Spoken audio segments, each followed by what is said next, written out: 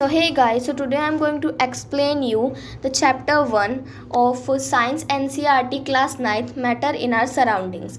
As we look at our surroundings, we see a large variety of things with different shapes, sizes and textures. हम जितने भी अपनी surrounding में देखते हैं, चाहे वो पेंसिल हो, ग्लास हो आपका, वो सब एक अलग अलग शेप्स में होते हैं, साइजेस में होते हैं, उनका टेक्सचर अलग होता है. Everything in the universe is made up of material which scientist have named matter. जितनी भी अलग अलग चीज़ें हैं हमारे संसार में, वो सारी चीज़ें एक मतलब साइंटिस्ट ने उनका नाम रखा है, उसका नाम है matter. The air we breathe, the food we eat, stones, cloud, stars, plants and animals, even a small drop of water और a particle of sand, everything is matter. अगर हम छोटे से छोटी चीज़ ले लें, चाहे वो हवा हो जिसमें हम सांस लेते हो, खाना हो, या फिर स्टोन्स, पत्थर, बादल और जितने भी तारे हैं, प्लांट्स और एनिमल्स, सब कुछ टोटली सब कुछ मैटर का बना हुआ है. यहाँ तक कि एक छोटी सी छोटी वाटर की ड्रॉप भी उसकी बनी हुई है, मैटर की. We can also see as we look around that all the things mentioned have above occupy space and have मास.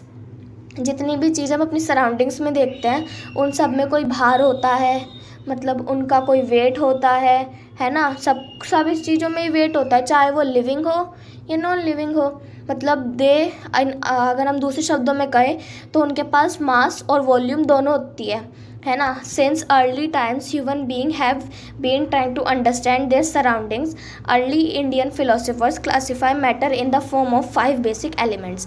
जो हमारे पुराने फिलोसोफर थे, उन्होंने हमारे जो मैटर है उसको 5 चीज़ों में, बेसिक चीज़ों में क्लासीफाई करा था.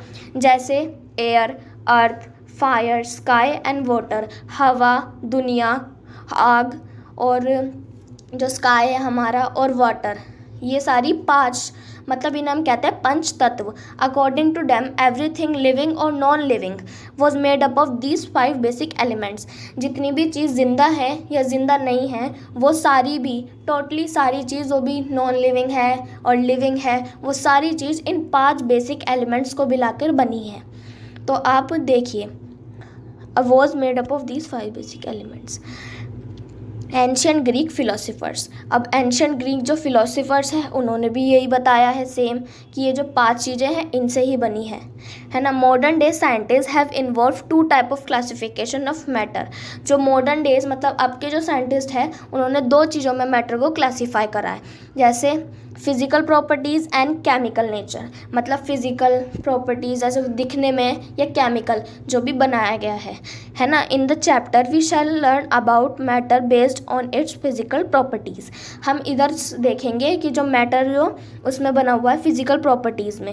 Chemical aspects of matter will be taken up in the subsequent chapters. मतलब जो केमिकल मैटर है उसको हम दूसरे चैप्टर्स में पढ़ेंगे. तो इसका फर्स्ट,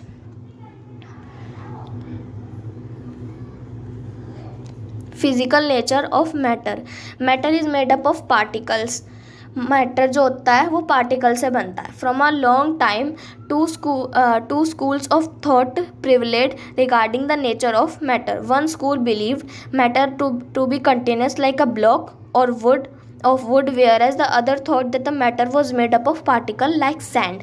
दो स्कूल हैं, उनके बीच में थॉट चल रहे थे कि वो क्या, जो मैटर है क्या वो कंटिन्यूस है, क्या वो ऐसा है बिल्कुल स्ट्रेट कंटिन्यूस, या फिर वो छोटे पार्टिकलों से मिलके बना है ना.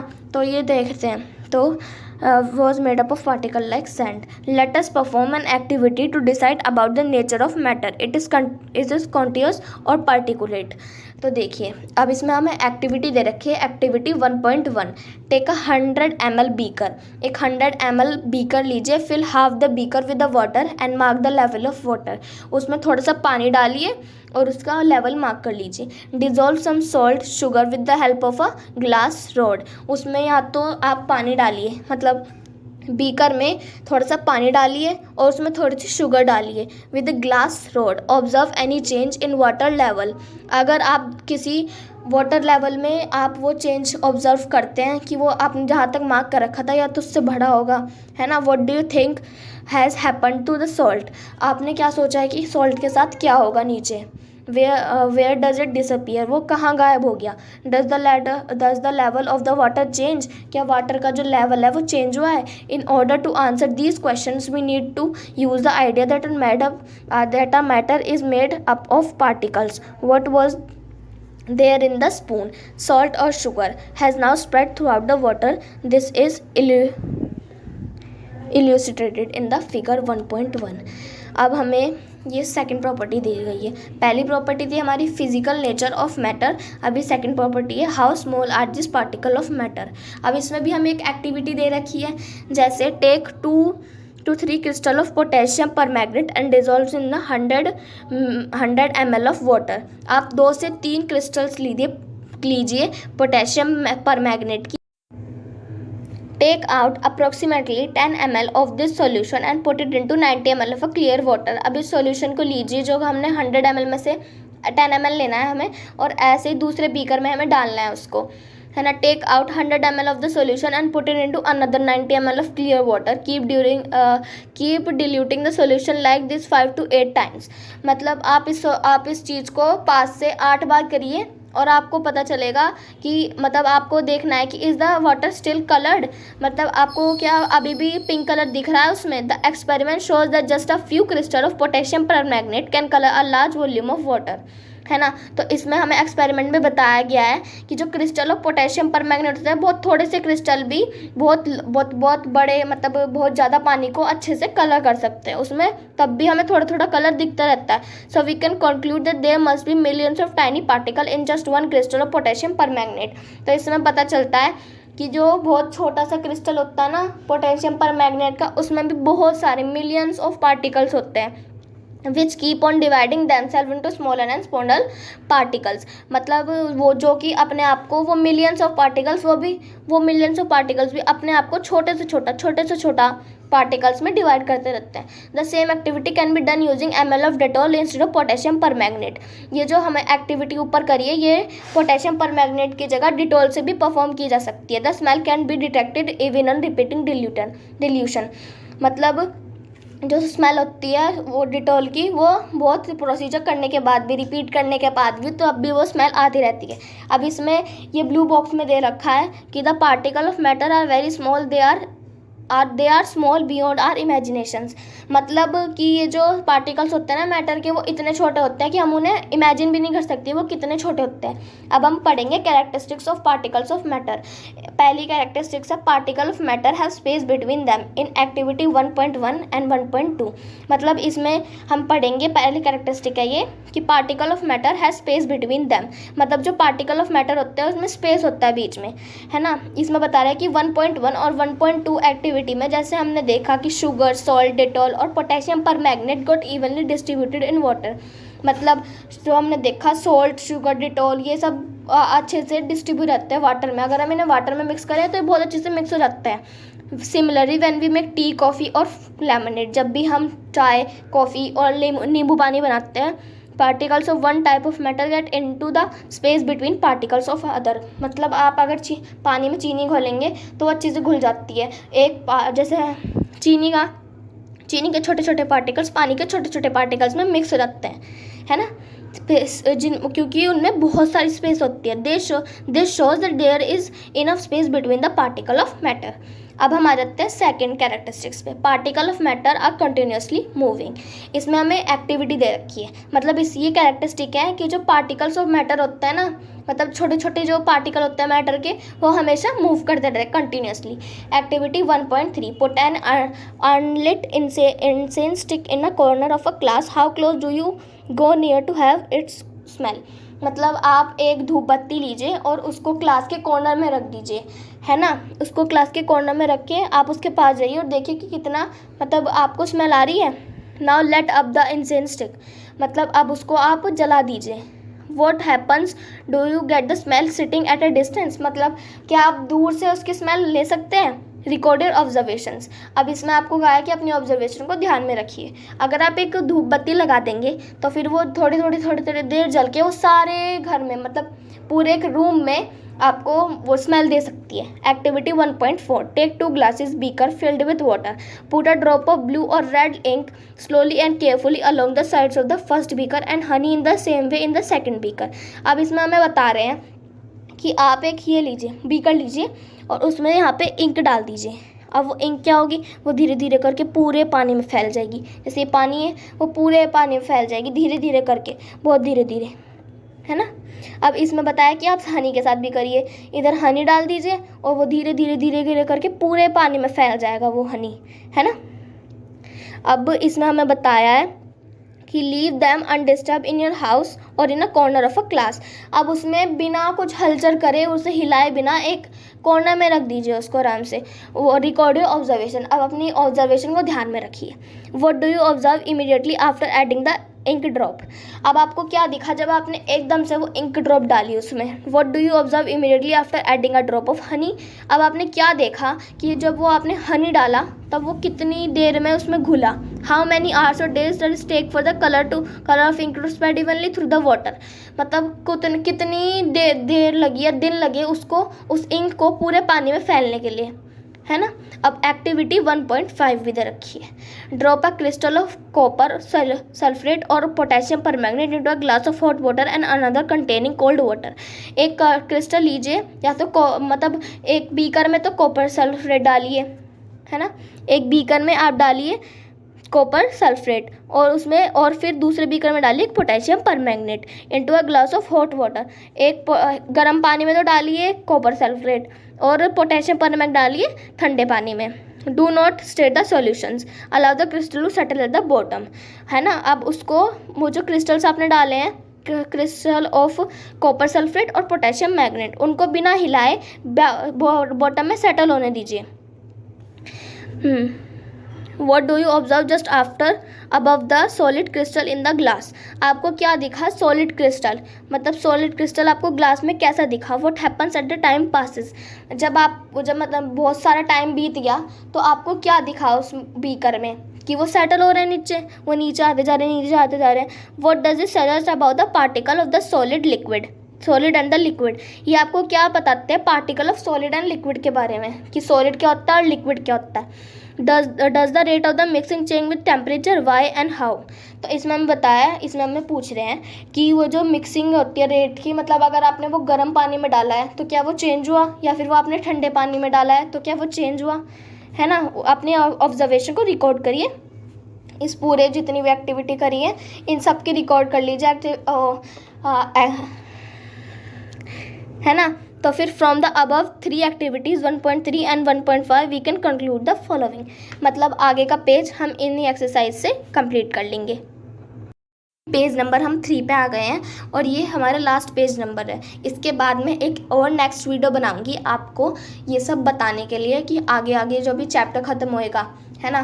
तो अब इसमें है particle of matter are continuously moving. जो पार्टिकल होते हैं वो मैटर में जो वो चलते रहते हैं, वो कभी रुकते नहीं है। This is they that is they possesses that what we call the kinetic energy। इसे हम कहते हैं kinetic energy. As the temperature rises particle move faster. जब भी हम किसी चीज़ को बॉईल करते हैं तो जो उसके पार्टिकल होते हैं वो मतलब ऐसे ऐसे करके वो एक से दूर जाने लगते हैं। Particle move faster, so we can say that with increase in the temperature the kinetic energy of the particle also increases. तो हम ये कह सकते हैं जब टेम्परेचर मतलब ज़्यादा हाई हो जाता है, जो काइनेटिक एनर्जी होती है वो भी इंक्रीज हो जाती है। In the above 3 activities we observe that particles of matter intermix on their own with each other. तो इसमें हमें बताया गया है कि जो पार्टिकल मतलब जो हमने ऊपर 3 एक्टिविटी करी है, we observe that particle of matter intermix. मतलब हमने जैसे पानी में हमने शुगर डिजॉल्व कर दी थी तो एक साथ मिक्स हो गई थी, है ना। तो they do so by getting into the tiny space between the particles. तो ऐसा इसलिए होता है क्योंकि हमें हमारे जो पानी होता है उसमें छोटी छोटी स्पेसेस होती है जिसमें वो चीनी जाके डिजॉल्व हो गई, है ना। बहुत सारी स्पेस होती है जिसमें बहुत सारी चीनी वो डिजॉल्व हो जाती है। These intermix of particles of two different types of matter as on their own is called diffusion. जो दो ही टाइप्स को होते हैं different type of matter on their own, जैसे पानी में चीनी मिक्स हो गई तो इसे हम कहते हैं डिफ्यूजन, इसे हम कहते हैं diffusion. We also observe that on heating diffusion become faster. Why does this happen. अब इसमें हमें बताया गया है कि जो हमने और देखा है, जो हीटिंग होता है, जब हीटिंग होती है तो डिफ्यूज़न जो होता है वो फास्टर हो जाता है.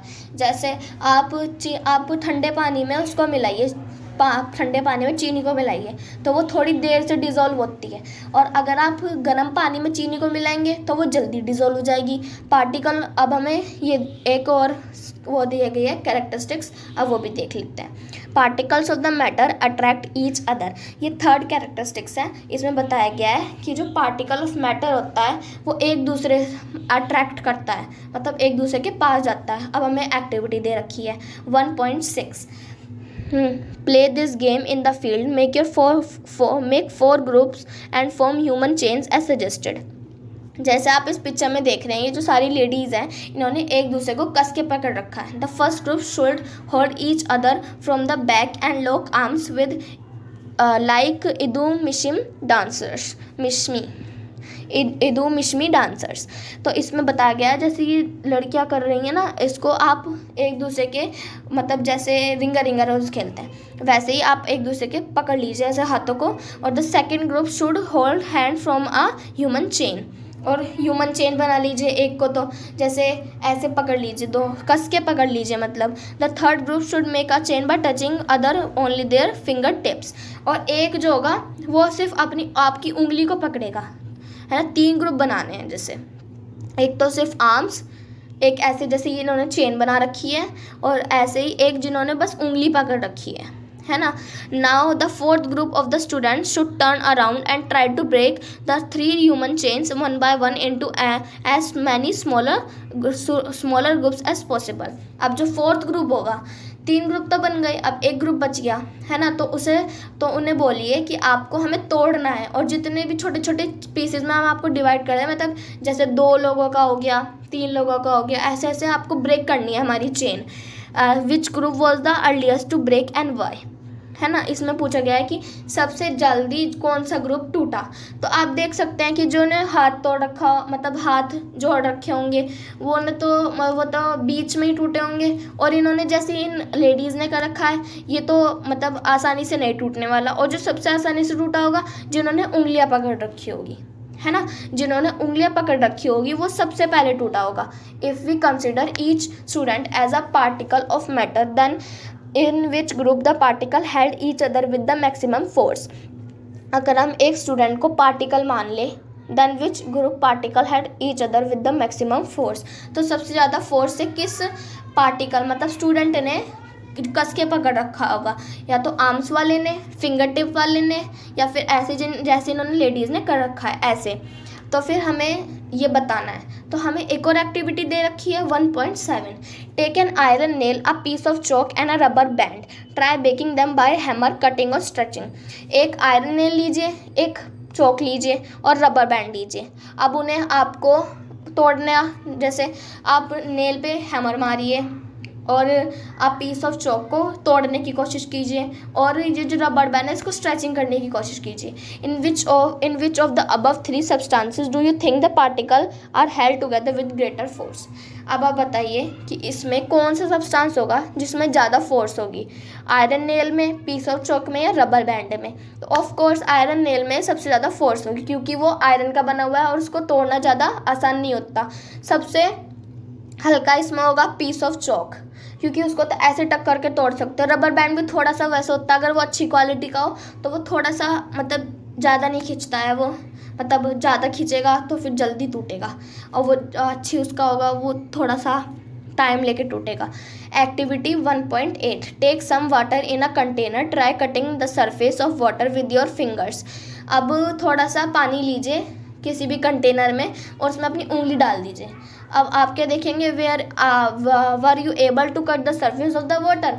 क्या आपने उंगली लगा दी तो क्या वो वाटर बीच में से कट गया या फिर वो फ्लो होना बंद हो गया, वो उधर ही रख गया जहाँ पे आपकी उंगली थी, ऐसा नहीं होता. What could be the reason behind the surface of water remaining together. अब इसमें पूछा गया है कि what was the reason behind the surface of the water remaining together. क्योंकि वो जो पार्टिकल्स होते हैं ना पानी में, वो बहुत ज़्यादा मात्रा में होते हैं, इसलिए वो अगर आप उंगली भी डालोगे तो वो कटेंगे नहीं, वो अपना फ्लो जारी रखेंगे. आप चाहे कुछ भी कर लो उसमें, वो मतलब कुछ नहीं हो सकता, चाहे आप उसमें हैमर मार लो, चाहे आप उसमें कुछ कर लो, वो नहीं टूटेंगे. The above three activities 1.6, 1.7 and 1.8 suggest that the particle of matter had force acting between them. This force keeps the particle together. The strength of this force of attraction varies from one kind of matter to another. अब इसमें बताया गया कि जो 3 activity थी ये ऊपर, ये हमें बताती हैं कि जो suggest that particle of matter है फोर्स. जो पार्टिकल्स होते हैं वो मैटर के जो पार्टिकल्स होते हैं, पानी के, चीनी के, किसी भी चीज़ के, वो उसमें फोर्स होता है उनके बीच में, है ना, उनके बीच में फोर्स होता है acting between them. This force keep the particle together. ये फोर्स जो होता है वो पार्टिकल को ना एक साथ जोड़ के रखता है. जैसे पानी वाले एक्टिविटी में अगर आप उसमें कुछ भी करेंगे लेकिन वो पानी कटेगा नहीं, वो एक ही जगह अपने फ्लो लेता रहेगा, क्योंकि उसके जो मैटर होता है ना वो बहुत मतलब टाइटली होते हैं, वो फोर्स उनमें ज़्यादा होती है ना. The strength of the force of attraction varies from one kind of the matter to another.